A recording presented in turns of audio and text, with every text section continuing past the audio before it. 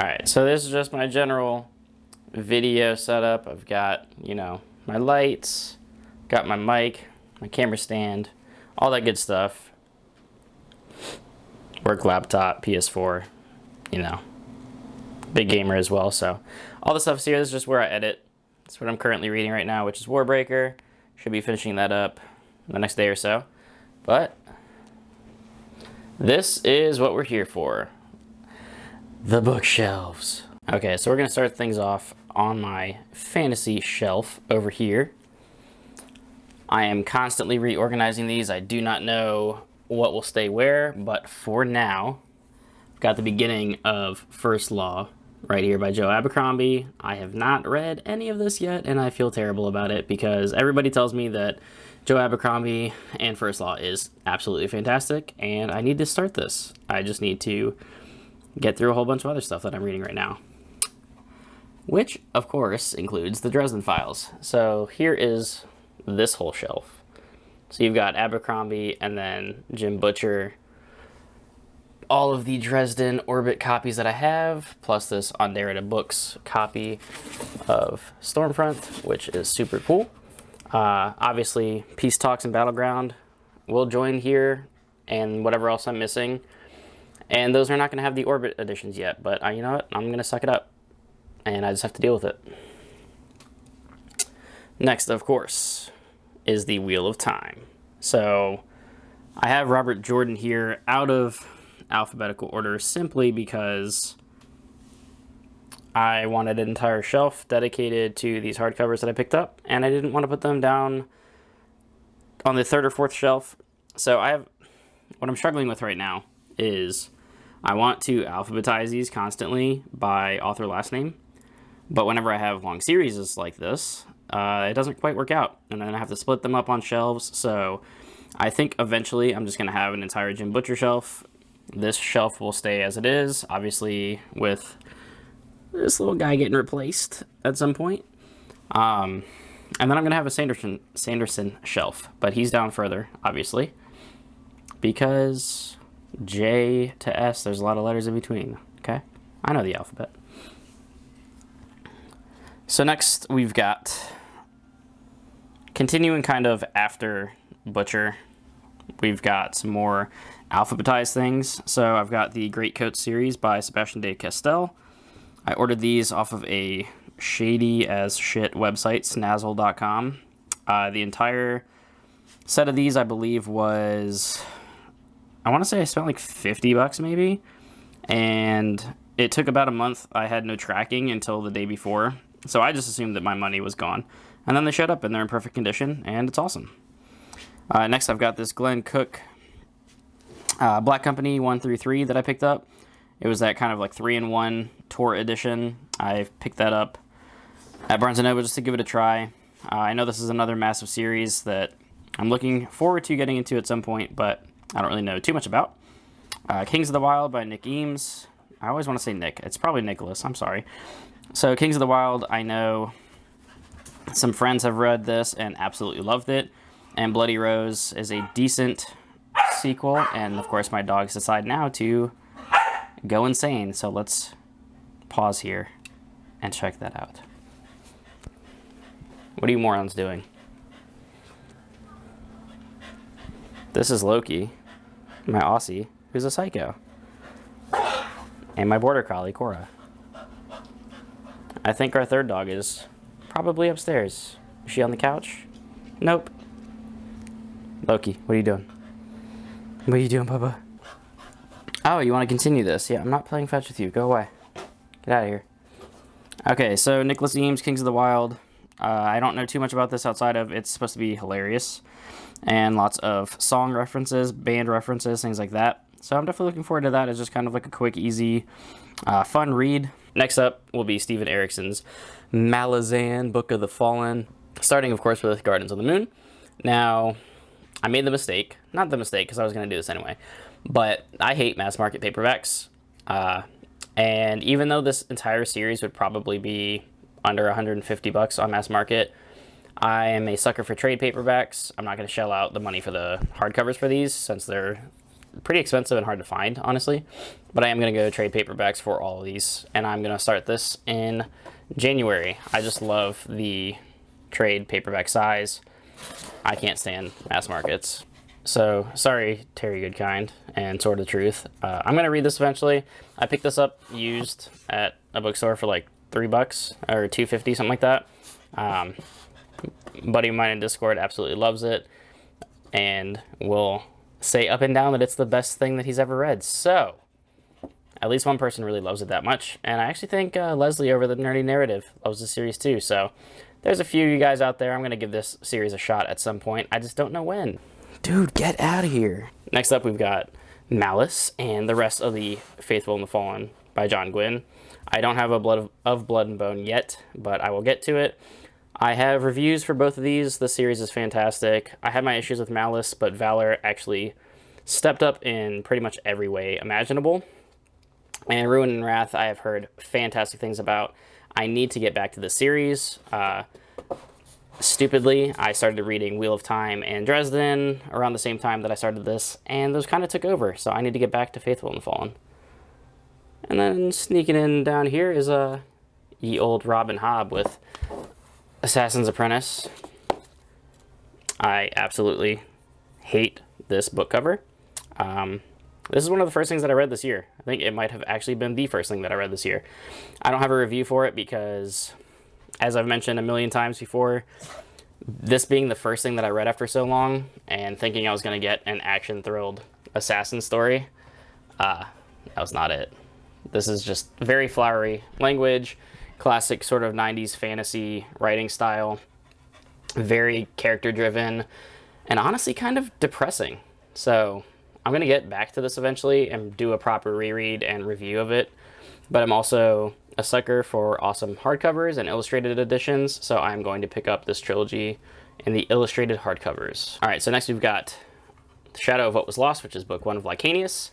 And up until Mike recently started reviewing these and I guess found out that it's actually James Islington, not Islington, I would have said Islington. But I've heard pretty, solid opinions of this book and the series as a whole. Some confusing things, some weird aspects to it.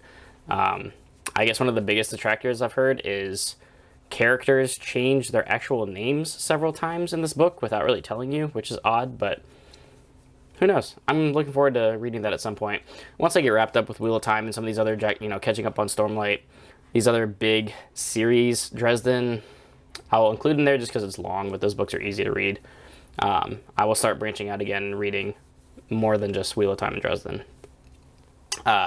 Next here, we have honestly one of the prettiest covers that I've seen all year, which is Kelcade's Fate of the Fallen. I read this pretty early this year as well, and I bought it because the cover looked cool. I don't think it was a YA book, but it definitely reads a little bit more, I don't know. It's a little bit younger. It's a little bit less good than a lot of other epic fantasy that I've read, but it was pretty fun. I don't have a review for this because I wasn't even doing reviews at the time that I read this, but it basically turns the Chosen One trope on its head, which is like the main draw of the book, where it basically poses the question of, what if the prophecy was wrong? What if the Chosen One fails? What does the world do if the Chosen One doesn't, fulfill the prophecy? It was actually pretty fun, though. So I might have to go back and refresh my memory on that and do a review for it. Next up, we've got my first Guy Gavriel Kay novel that I picked up, which is Under Heaven. I don't actually know too much about this, except for its historical fiction. I know Elliot reviewed it and didn't really care for it, which I was sad to hear simply because we were both kind of excited for it, and I know she ended up not liking it. I don't know how I feel about it yet, obviously. I haven't read it, but I will read that at some point and check it out. This next one, I don't know anything about this book. It was in a book haul that I did, my used book haul, Dragon Champion by E.E. Knight. We actually follow the main protagonist that is a dragon, which I picked that up simply because I've never read something like that, and that sounds super cool and fun. I don't know. It could be terrible. Let me know in the comments down below. Get back in there if you've read it and your thoughts on it. So next up, obviously, we've got the Poppy War and the Dragon Republic. I did not buy Poppy War when it first came out, so I don't have the hardcover. I do have Burning God pre-ordered in hardcover. So I will eventually replace that Poppy War and donate that one. But I absolutely loved the Poppy War. I have not read Dragon Republic yet, but I think either next month or the very beginning of November before Burning God drops on the 17th, I think, or the 24th. I forget. I will have that done, and then Burning God will go right there. Okay, now we're stepping into some Mark Lawrence. So I still need to finish Holy Sister. Again, I know I said I hate mass markets. I have this in mass market because it was one of my first book depository orders, and I didn't check the dimensions on it, and I just thought I was getting a sick sale for that. They were like $8 a piece. Yeah, no shit. They were mass markets. But Book of the Ancestor is really cool. I still need to finish Holy Sister, but I've loved pretty much the first 2 books all the way through. Definitely a cool, dark setting. I like Mark Lawrence's writing style. It's sort of a blend of streamlined pace of, you know, a John Gwynne, but also, Jesus, Loki, you're disgusting. Also a blend of kind of poetic narrative as well, so I really appreciate his writing style. And I love Nona as a main character. She's great. Prince of Thorns, I've heard recently a bunch of other booktubers reading this, Joe's review journal, and Slowly Read as well. So definitely check their reviews out for those, because they got me pretty hyped for it. Girl in the Stars, obviously I will read after I finish Holy Sister. This takes place in the same world, same planet and everything. This was actually the first signed book that I got. I ordered this when they first went on sale and got it signed, which is pretty sweet. I love this hardcover compared to the other edition that is out there, the kind of like blue snowfall-y version. I think this cover just fits it perfectly.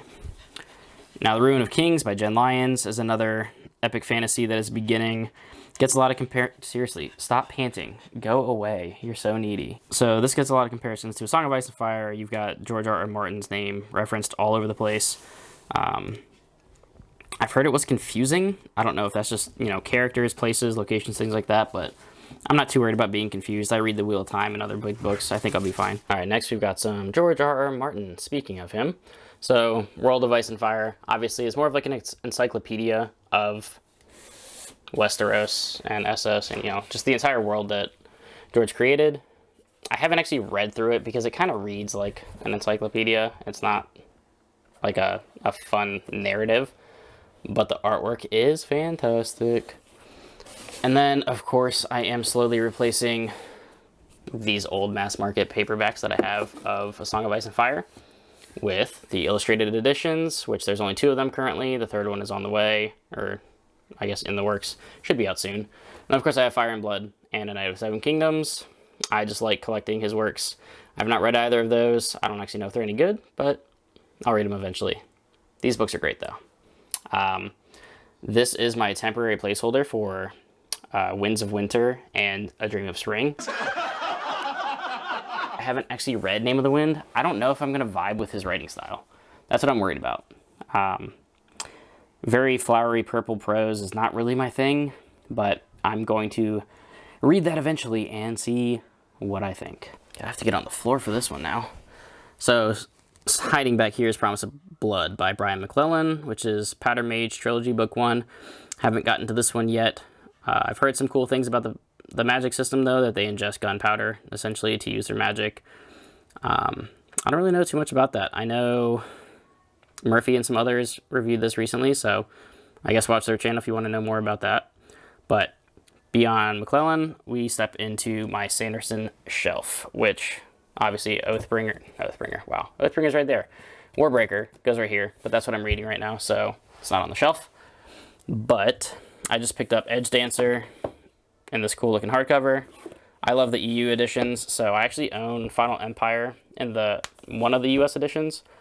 But as soon as I read Final Empire and loved it, I immediately ordered all the UK editions because they just look so cool next to each other. Still, this is my second favorite series that I've read all year long so far. Era 2, not quite as much. I have read all of these, including Secret History. Again, this was, when I first started my channel, these were the first 3 videos that I made right here, because I completely adored this. I went into Era 2 knowing that it was a time jump, knowing that it was new characters. I thought it would be kind of cool. I did not like the series, really at all. For me, this is like mediocre at best. It seemed like such a step down, just from the scale to the characters to just everything. The main villain, just the premise of it. I'm just not really a Western guy, and this is basically Western with allomancy. And I just was not, I don't know, I couldn't bring myself to care about Wax, the main character. Wayne, I felt like Sanderson was trying too hard to make him funny, and it was cringy instead of funny.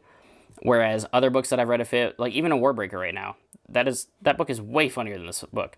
Light Song is hilarious. Denth and Tong Fa, I think that's his name. Those two mercenaries are hilarious. The humor in Warbreaker is so much better. The humor in Stormlight is better. The humor in Era 1 is better. The humor in this sucks. Wayne talking about hats isn't funny. Like, he does it 100 times a book. It's annoying. Secret History looks awesome. I hated this. I think it took away from Era 1, and I kind of don't like that it exists, to be honest. Because I feel like I don't want to spoil anything, but obviously if you know Secret History, you know what it's about. I just feel like it took away from the achievements of our heroes in the Era 1 trilogy. So that's what I'll leave that at. Obviously, next up we've got the big boys, the Stormlight Archive. These massive, gigantic, freakish-sized books. But they're good so far. I really like The Way of Kings. Obviously, my review mentioned that... Why is this one taller? No. Oh, that's an issue. That's an issue right there. Why is that taller? I don't understand. Anyway, it took me about 40% of the book to really like it, and then I liked the rest of it great. So, Words of Radiance, I'm excited to get into further. I read about 50 pages, and then I got Warbreaker, so I decided to fit that in first, which I should finish up the day after this is recording. And then I'll jump into Words of Radiance and probably finish that this month. I went through kind of a reading slump the last week and a half. Just too much going on at home, lack of sleep, not able to read, and Warbreaker has taken me entirely too long to read. But I'm enjoying it, so that's fine. And then Oathbringer, I will take care of next month before I read Rhythm of War. And thank you, Elliot, for sending this to me. You are super awesome. Last Wish by Andrzej Sapkowski. I did read and review this. I absolutely love this hardcover. It's fantastic, other than, of course, the whole, like, hey, by the way, we're on Netflix crap. But this symbol is so cool. I would actually get the entire book series in this, except they do all this crap. So, like, there's an entire, I think, paperback edition of all this series that has this crap on it, which I hate. So I'll probably just get the EU edition paperbacks of those. Ow.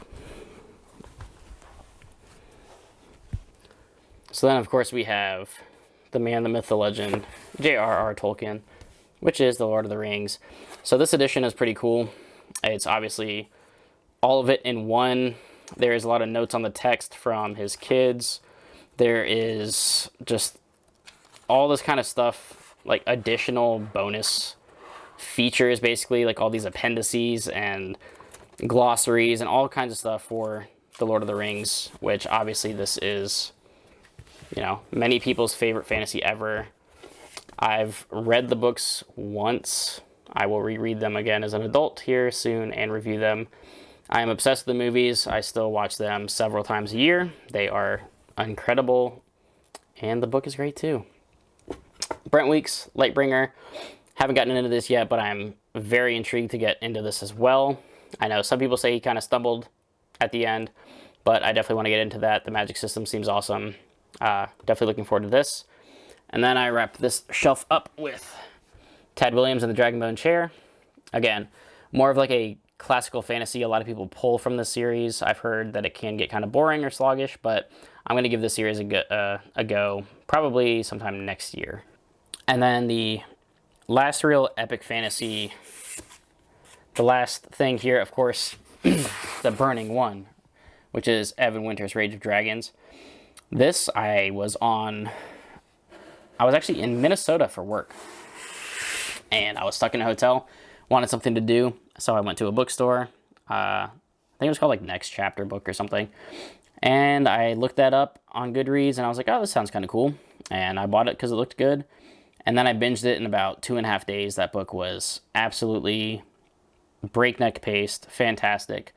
I loved it. I couldn't believe that it was his first works because it just was incredible. So I am definitely looking forward to Fires of Vengeance in November. And I have that pre-ordered, as well as Rhythm of War and The Burning God. Yep, November's going to be nuts. I'm officially laying on the floor now. Oh, there's a stain on my carpet. That's not cool. The Sword of Shannara, the original trilogy. I have not read this yet. Obviously, I picked that up in my used book haul. I definitely want to give the first trilogy a try. I know it's older. I know it might be kind of goofy and outdated. So if I hate it, whatever. The book looks cool. I like this 3-in-1 25th anniversary edition.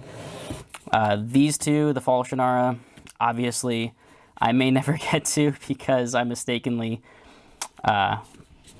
picked these up at a bargain bin at Books A Million. And I just thought they were separate, like, series within the same world. I didn't realize at the time that this is like 25 or 30 books into the Shannara series. So this is like the finale of it, basically. So who knows if I'm going to fill up 2 shelves of Shannara books to get to it. We'll see. Then I kind of just have some random stuff down here. So I've got 2 Max Brooks books, which is World War Z and the Zombie Survival Guide, which is hilarious. World War Z, I mentioned in my top 10 horror that I want to read. I understand it's not really horror, but I mean, it's a zombie book, so it kind of fits the bill. I started to read this earlier this year, and I really didn't vibe with it because it's essentially post-zombie apocalypse, and it's a series of interviews with various people throughout the world, kind of retelling what happened. I mean, it says it right there, an oral history of the zombie war, so I should have known that going into it, but I didn't obviously expect what the movie was to be in the book because the movie I already knew was completely different. I did not expect it to be just no real single narrative and that it's just a collection of interviews from various people all around the world. So I found it kind of boring at the time, but I am going to reread that at some point. Now we step into, I guess, some of the middle grade or like YA-ish stuff that we own here at the house, which is Hunger Games. I don't even remember, between this and the movie, it all blends together. I know the books, I think I remember liking them up through some of Mockingjay and then hating it. The movies were pretty cool when they came out. Now, obviously, I don't care about them as much, but, you know, for what it was, pretty cool. And it inspired, I'm sure, a lot of other stories, even though it was kind of directly ripping off things that came before it, but that's cool. And, you know, it was fine. They're pretty good. I don't even know how long I've owned these, but this set of Harry Potter that forms Hogwarts on the spine, so it looks super cool on a shelf. You know, I read these before J.K. Rowling became a psycho on Twitter, so I just tend to ignore that, but maybe eventually I'll read these to my kids or something, just because, you know, they're fun middle grade stories. I probably won't reread them as an adult other than that, but I'll probably share that experience with my kids. I picked up this random Neil deGrasse Tyson book years ago, just because I like Neil deGrasse Tyson, and I thought that it would be a fun read. So it's actually pretty cool. Just him kind of speaking to the layman about astrophysics. So it's pretty interesting.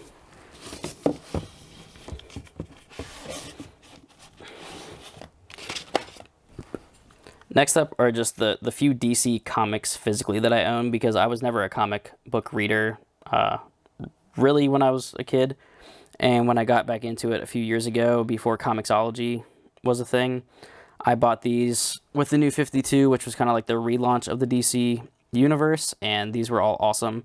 I actually own a lot of DC comics now, just on through Comixology, owned by Amazon, so it's on my Kindle. I have all these, and on my computer, so I get the full color and everything, but I'm probably not going to physically collect comics just because they take up a lot of room, and there's a million of them, so I like reading those digitally. The same went for these volumes of The Walking Dead by Image. I had actually read several hundred into this, or 150 or so into it. I don't remember. I think it's still going. It might have ended.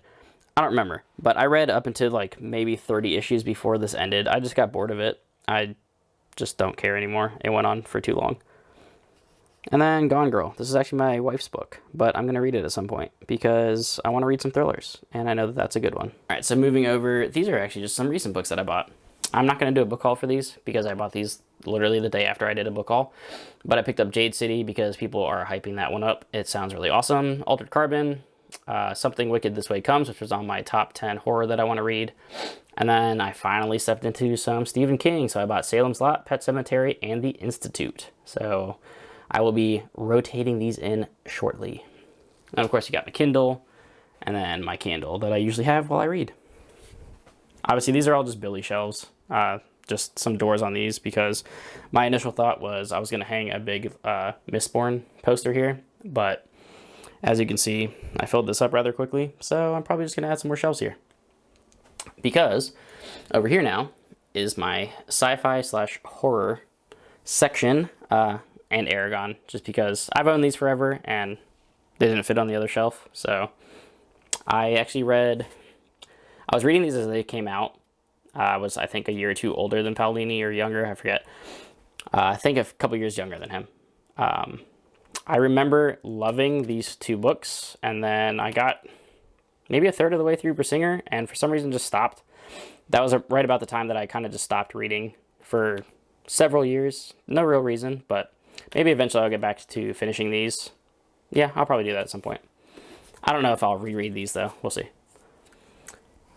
So starting with sci-fi, I picked up some Asimov, of course, so iRobot and Foundation, two staples of the sci-fi genre, and they're both pretty short, so I can probably get through those, no problem. And then, of course, we've got Red Rising by Pierce Brown, which is still, to this day, this year, since this is basically cataloging my 2020 reading year.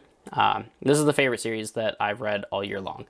So these first three books, I really did not like Red Rising for most of it. I nearly DNF'd it several times, and I'm glad that I didn't, because once I finished it, I was like, okay, I'm kind of on board.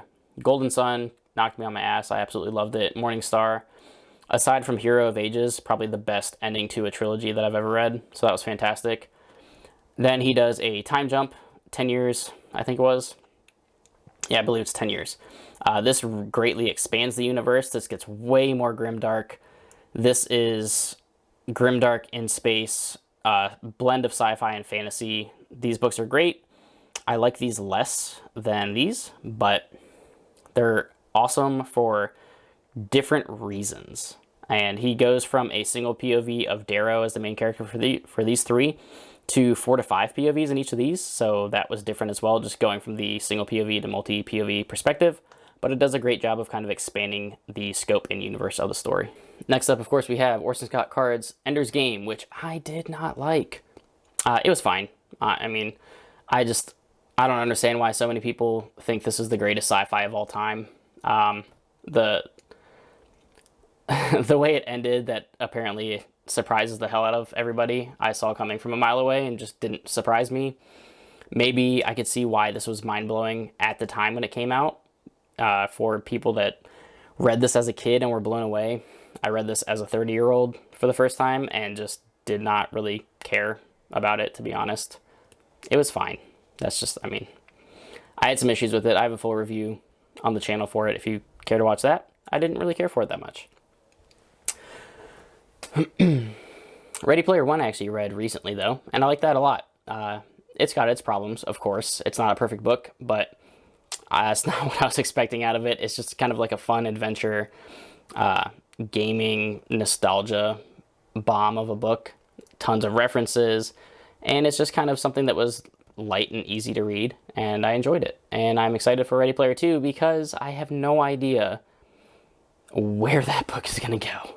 Then I've got a lot of like firsts of series because I just got into sci-fi. So I have Leviathan Wakes, and I'm definitely excited to start The Expanse, and I know that they just revealed the title, Leviathan Falls, for book 10 of this series, but I know this is much more hard sci-fi, kind of the opposite of Red Rising, where everything's kind of fast and loose. This has some actual rules to it, so looking forward to that. Then I've got Andromeda Strain, which is the only Michael Crichton book that I've read so far. I have that review up on my channel as well.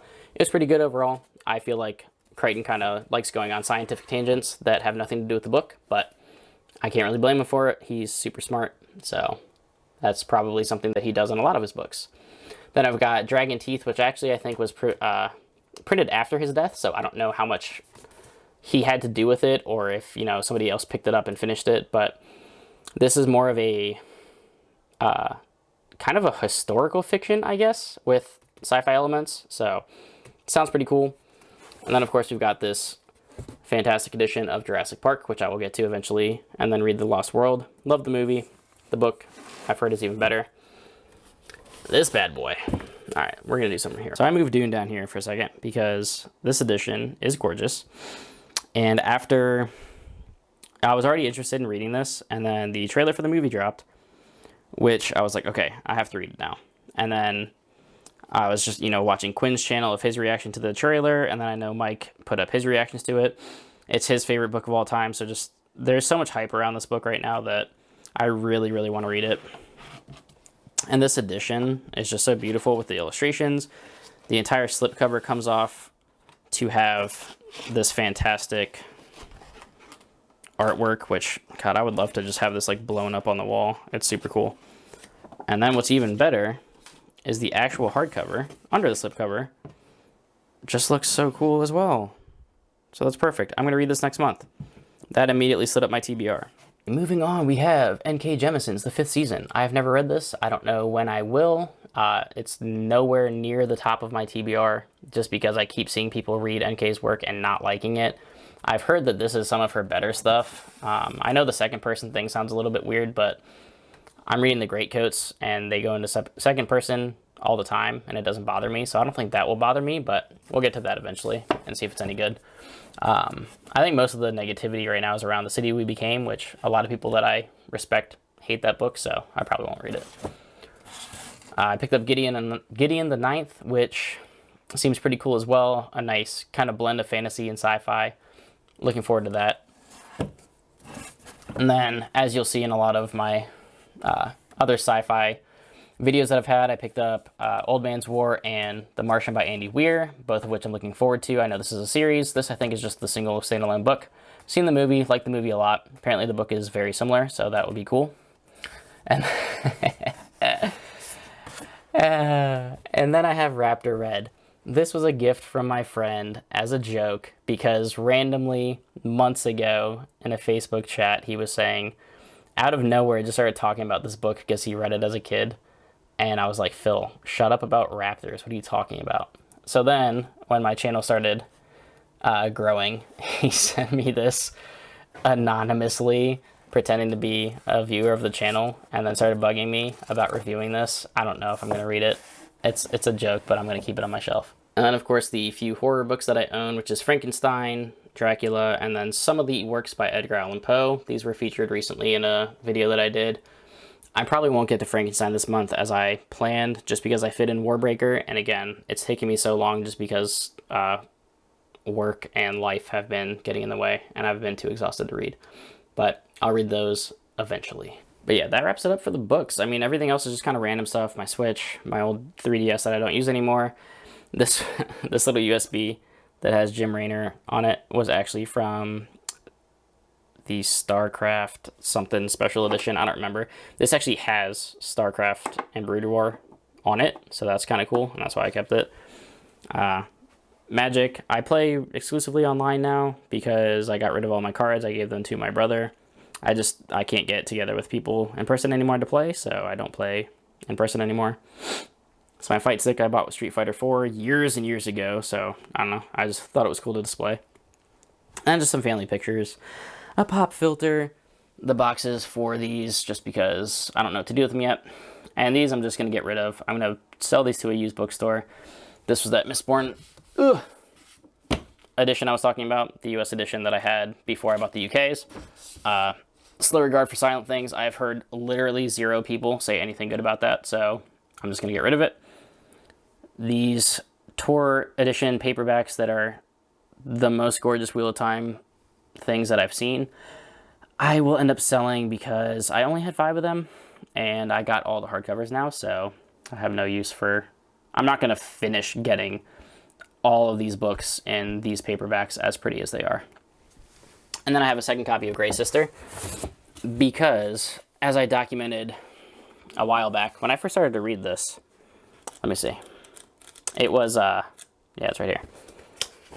It did this weird thing. It was a misprint, so I'm probably just gonna get rid of it because no one should read this.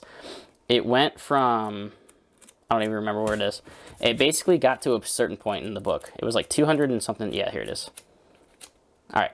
So it was like 242 pages in. And then all of a sudden I looked and chapter 13 started. And I was like, wait a second. I already read that. And it's because, look, now it goes to page 116, 117. For some reason, somehow, in the middle of this book, it misprinted a bunch of chapters. So chapters 13 through 16 repeated in their entirety. And then, look, so it went to 146. So, that, I mean, that's 30 pages. And then it goes back to 275 that were just missing from my book. So I had to order another one. But that's kind of like a relic now. So that's going to do it for the bookshelf tour of 2020. I will probably do one sometime next year after I get more shelves, more books, and then revisit this. But hope you all enjoyed this first bookshelf tour, and look forward to more content as I do upload 2 to 3 times per week. That's my typical schedule. 3 times as often as I can. I do 3 times. 2 if I just have to cut it back for that week, just family work, things like that. But again, hope you all enjoyed. Please like and subscribe. Join up in the Discord. Join the Patreon if you want. Really helps out the channel. And until next time, everybody, keep reading.